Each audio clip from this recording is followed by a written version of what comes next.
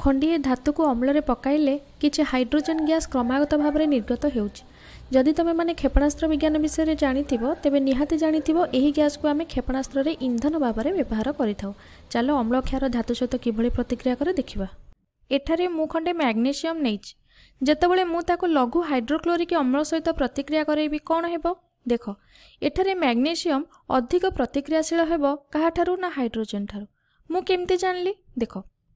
वैज्ञानिक माने विभिन्न परीक्षण एही सारणी को क्रियाशीलता बा सक्रियतार अनुक्रम भाव में सजाई रखिछंती। ऊपर थिबा धातुगुड़िक तले थिबा धातुगुड़िक ठारु अधिक क्रियाशील बा अधिक प्रतिक्रियाशील। देख एठारे मैग्नीशियम कोठी अछि एठी अछि ता माने हाइड्रोजन तले अछि। मैग्नीशियम हाइड्रोजन ठारु अधिक प्रतिक्रियाशील हबो। तो जेतेबेले मैग्नीशियम लघु हाइड्रोक्लोरिक अम्ल सहित प्रतिक्रिया करिवो सेतेबेले से हाइड्रोजन को क्लोराइड ठारु अलगा करदेबो बा विस्थापन कराइबो ओ क्लोराइड सहित मिसी मैग्नीशियम क्लोराइड तैयारी करिवो एवं हाइड्रोजन टा कोन हबो गैस आकार रे बाहर को बाहर जीवो। ताले हमको कोन मिलला मैग्नीशियम क्लोराइड मिलला आ हाइड्रोजन बाहर को बाहरी गला। तो एठारे आमे देखिले जे धातुटी अम्ल गुड़िकरू हाइड्रोजन अपसारण करने फल हाइड्रोजन गैस उत्पन्न होउछि और धातुटी अम्लर अवशिष्ट अंश रे मिसी गोटे यौगिक उत्पन्न करुछि। एही यौगिक को लवण बोली कहते। एही लवण किछि आयन को नहीं गठित होइथाय। तो एठारे देखो मैग्नीशियम क्लोराइड अछि यांकर चार्ज कोन देख। एठी मैग्नीशियम रो चार्ज होउछि +2 आउ क्लोराइड रो चार्ज होउछि बा क्लोरीन रो होउछि -1। एठी दुईटा क्लोरीन अछि तो यार चार्ज केते हे गला -2 हे गला। +2 -2 दुईटा को कैंसिल हैला तो एट लवणटी कोन हैला विद्युत उदासीन हैला। एठारे गोटे छोट प्रश्न मन को आसुथिबो कि आमे हाइड्रोक्लोरिक अम्ल को काहे कि अम्ल बोली कहूचे। यह भी किछि आयन को नहीं गठित जेमिति कि H+ आउ Cl- आयन। ताले आमे या को काहे कि गोटे अम्ल बोली कहूचे। देख स्वच्छ हाइड्रोक्लोरिक अम्ल आयन को नहीं गठित होई न थाए। यह कौन हुए ना सहसंयोज्य बंध द्वारा गठित होता है। ताले सहसंयोज्य बंध कौन जदि से विषय न जानिच ताले व्यस्त हुआ नहीं आमे ता विषय पर भिडियो रे पढ़िबा। तेणु आमे जानिले HCl किसी चार्ज बहन करि न थाए। यह जेतेबेले जल सहित मिसे से भांगी जाए आउ H+ क्लोरीन माइनस चार्ज आकार हमको मिलता है। तो ये चला आउ गोटे उदाहरण देखिबा। एठारे आमे जिंक बा दस्ता धातु नैछे। वीडियो को टिके पॉज करी भाबो यार उत्पाद कौन आसीबो। एठारे सारणी रे जिंक ऊपर अछि आउ हाइड्रोजन तळे ता माने जिंक हाइड्रोजन ठारो अधिक प्रतिक्रियाशील हेबो। जिंक कौन करिवो ना हाइड्रोक्लोरिक अम्ल रु क्लोरीन को विस्थापन करी जिंक क्लोराइड गठन करिवो आउ हाइड्रोजन गैस आकार रे साइड रे बाहरी आसीबो। तेणु उत्पादटी कौन हैला ना जिंक क्लोराइड प्लस हाइड्रोजन। एही प्रक्रिया को आम परीक्षण करी देखिबा। तो प्रथम देखो उत्पाद कौन आसिला जिंक क्लोराइड प्लस हाइड्रोजन।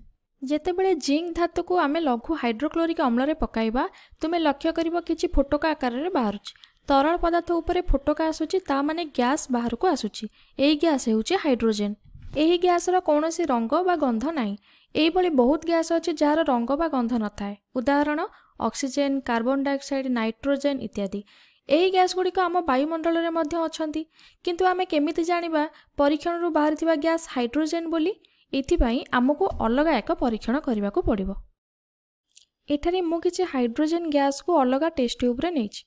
एही परीक्षा बहुत विपदपूर्ण अटे। गोटे डियासिली काठी को जलाई टेस्ट ट्यूब मुहरे देखैबी। गैस जली गोटे पॉप साउंड आसीबो।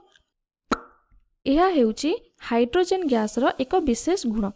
अन्य कोनोसी गैस रे एही भली होई न थाए। तमे माने भाबुथिबो खाली हाइड्रोजन गैस काहे के एमिति शब्द करे। मु से विषय टिके कहि देउछि। हाइड्रोजन गैस हेउची इनफ्लेमेबल माने बहुत जल्दी निया रे जली जाए। तेणु हाइड्रोजन गैस जेतेबेले ऑक्सीजन सहित संस्पर्श रे आसे ताहा जल सृष्टि करे एवं आमे जाने संश्लेषण प्रतिक्रिया ताप उत्पादी होइथाय।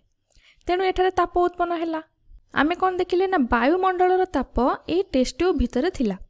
जेतेबेले आमे टेस्ट ट्यूब सामने रे निया देखाइले ताहा क्षिप्र वेग रे आसी ए टेस्ट ट्यूब मुहरे जमा हैला। टेस्ट ट्यूब रो बाहरे स्थिर वायु थिला। जेतेबेले उत्ताप वायु आउ स्थिर वायु ता दुई जनकर मिश्रण हैला एक शब्द हैला ताहा ही हेउची पॉप शब्द। यह एक छोट विस्फोरण भली शब्दटीए होइथाय। एठारे बहुत किछि घटे। यह को भल भाबरे जानिया पई हमकु भौतिक विज्ञानर शब्द उपरे गभीर भाबरे पढिबा को पड़िबो जहा को आमे परे पढिबा। एबे आमे रासायनिक विज्ञान रे कोन सब हेउची ता विषय रे देखिबा। तो आमे कौन पढ़ी ना धातु अम्ल सहित प्रतिक्रिया करी लवण देता है। तो साधारणतः कौन लिखिले धातु अम्ल सहित प्रतिक्रिया कला लवण देला आउ हाइड्रोजन गैस देला। एठारे मु साधारणतः कौन पाई लिखिछि देख कहीं ना सबु धातु अम्ल सहित प्रतिक्रिया करी हाइड्रोजन गैस दे न थाए।